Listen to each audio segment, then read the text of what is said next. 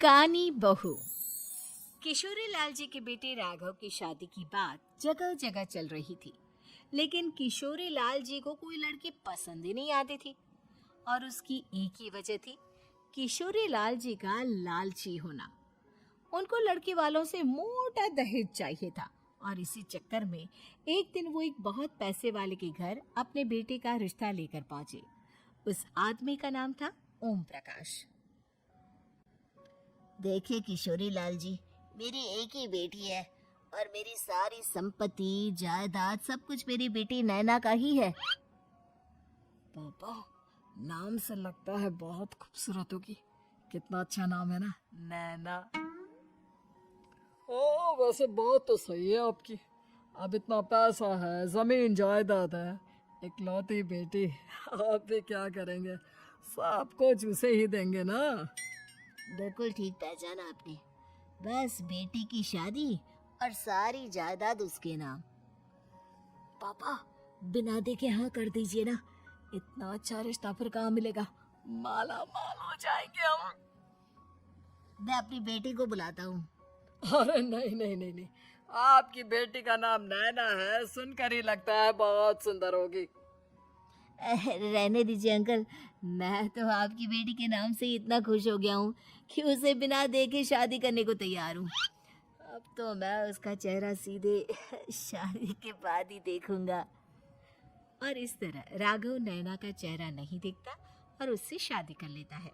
शादी के बाद अपनी सुहाग रात पर जब राघव नैना का घूंघट उठाकर देखता है तो नैना की आंखें बंद थी।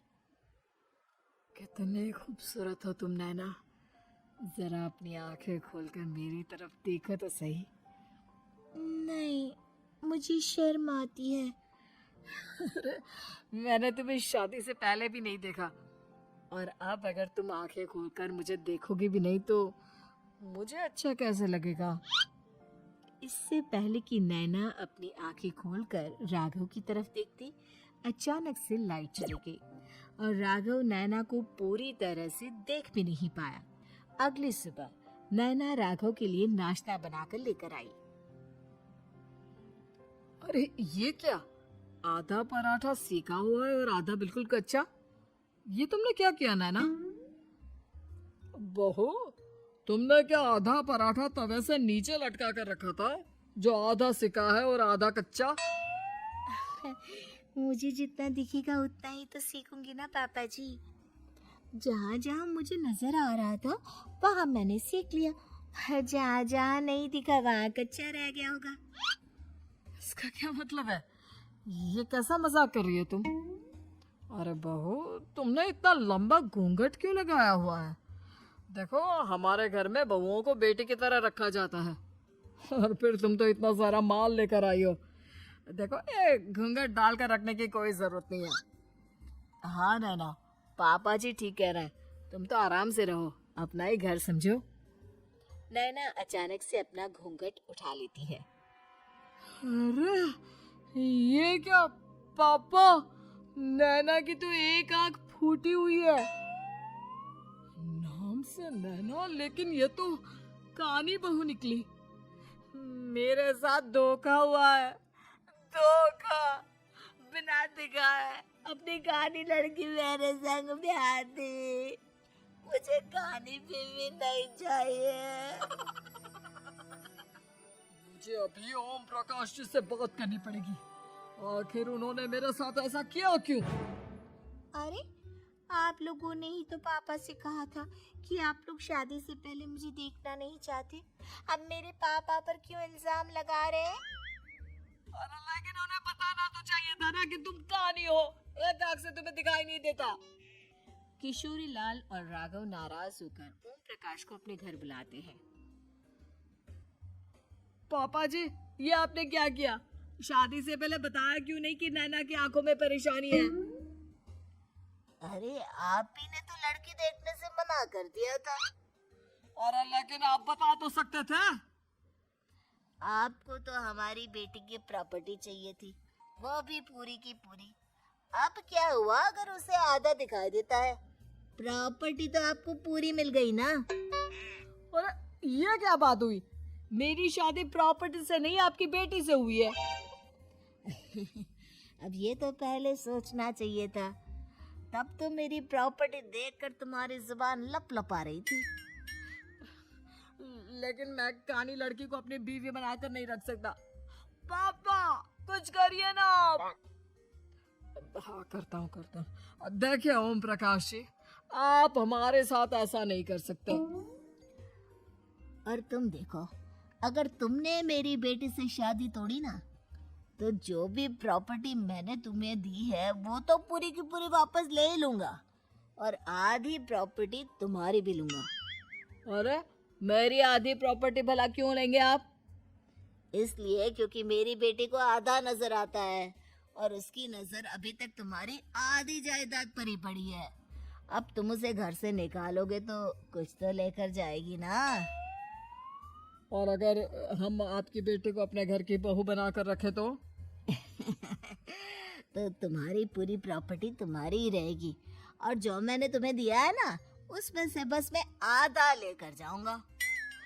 अरे लेकिन अब आप अपनी दी हुई प्रॉपर्टी में से आधी वापस क्यों लेकर जाएंगे? अगर मैं आपकी बेटी को अपनी पत्नी बनाकर रखने को तैयार हूँ तो? इसलिए ताकि भविष्य में अगर तुम मेरी बेटी को धोखा दो तो उसके पास कुछ तो रहे जो पति का हो। वैसे मेरे पास तो बहुत कुछ है, लेकिन अपने पति की कोई निशानी तो उसके पास होनी चाहिए ना। अब अगर तुमने मेरी बेटी को कानी कहा तो तुम्हें प्रॉपर्टी भी कानी ही मिलेगी, पूरी नहीं। जमाए राजा। किशोरी लाल और राघव समझ चुके थे कि वो बुरी तरह फंस चुके हैं और अब उनके पास वहां से निकलने का कोई चारा नहीं है। अब समझ में आया ना, लालच बुरी बला होती है। एक तो तुम्हें प्रॉपर्टी मिली, ऊपर से बीवी मिली, उसमें तुम्हें नखरे भी दिखाने हैं।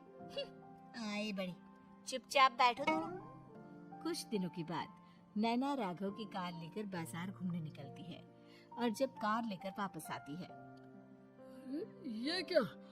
एक तरफ से मेरी गाड़ी पूरी खराब हो चुकी है। लगता है तुमने मेरी गाड़ी को किसी दूसरी गाड़ी के साथ एक्सीडेंट किया है।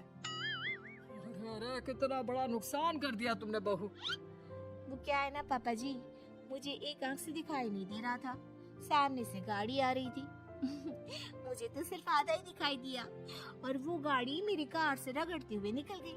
अब मैं क्या करूं बताओ? अब इसे ठीक कराने के पैसे कौन देगा? तुम्हारे पापा। तुमने मुझसे इस तरह से बात की? अभी रुको। नैना राघव की शिकायत ओम प्रकाश को कर देती है। देखो राघव, अब जो मेरी आधी प्रॉपर्टी तुम्हारे पास थी ना, उसमें से आधी और मैं लेकर जाऊंगा, क्योंकि तुमने मेरी बेटी को डांटा। अरे नहीं पापा जी, गलती हो गई, माफ कर दो। गलती की तो कोई गुंजाइश ही नहीं। अगली बार मेरी बेटी को डांटा तो बची हुई आधी में से आधी और ले जाऊंगा। लालच के चक्कर में हम दोनों ने बहुत बड़ी गलती कर दी बेटा। एक तो तुम्हें कानी बहू मिली और ऊपर से जो माल मिला वो भी काना। इस तरह राघव की हर एक गलती पर ओम प्रकाश उसकी प्रॉपर्टी का आधा आधा हिस्सा लेकर अपना सारा माल वापस ले गया और राघव को कानी बीवी से काम चलाना पड़ा। भाई लालच वाकई में बुरी बला है।